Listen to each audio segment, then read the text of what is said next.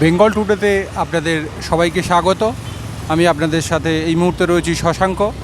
ঠিক আজকে দেখাবো আপনাদের গতকাল রাতে এই সোনারপুর ব্রিজের উপরেই একটি স্করপিও গাড়ি ধাক্কা মারে ব্রিজের উপরেই, কিন্তু হতাহতের কোনো খবর পাওয়া যায়নি। কী কারণে এই গভীর রাতে গাড়িটি ধাক্কা মারল তা সোনারপুর থানার পুলিশ গাড়িটিকে আটক করে তদন্ত করে দেখছে।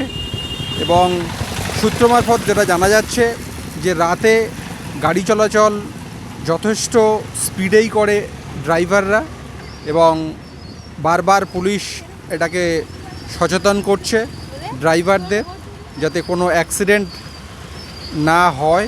এবং বিশেষ করে রাত বাড়লেই শহরে দেখা যাচ্ছে যে ড্রাইভারদের মধ্যে মদ্যপান করে গাড়ি চালানো একটা ড্রাইভারদের মধ্যে একটা রেওয়াজ হয়ে যাচ্ছে, এবং সেটা যাতে মদ্যপান করে গাড়ি যাতে না চালায় সেই জন্যে পুলিশ যথেষ্ট তৎপর এবং তারা সবসময় এই চেকিং করছে।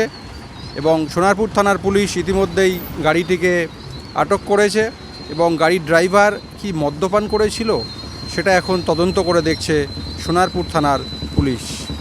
এই মুহূর্তে আপনাদের সাথে আমি শশাঙ্ক, দেখতে থাকুন বেঙ্গল টুডে। আপনাদেরকে এখন দেখাবো সোনারপুর উড়ালপুল। এই উড়ালপুলেই গতকাল গভীর রাতে একটি স্করপিও গাড়ি উড়ালপুলে ধাক্কা মারে, এবং ধাক্কা মারার পরে কেউ হতাহত হননি। রাত অনেক গভীর থাকায় গাড়ির সংখ্যা ছিল কম, সেই জন্যেই এই ব্যস্ত উড়ালপুলে কোনো ক্ষয়ক্ষতি হয়নি বলে পুলিশ সূত্রে আমরা জানতে পারছি।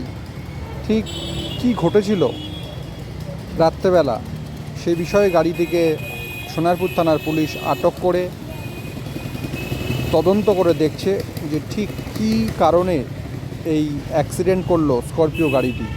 ড্রাইভার কি মদ্যপান করে গাড়ি চালাচ্ছিলেন? পুলিশ গোটা ঘটনার তদন্ত করে দেখছে।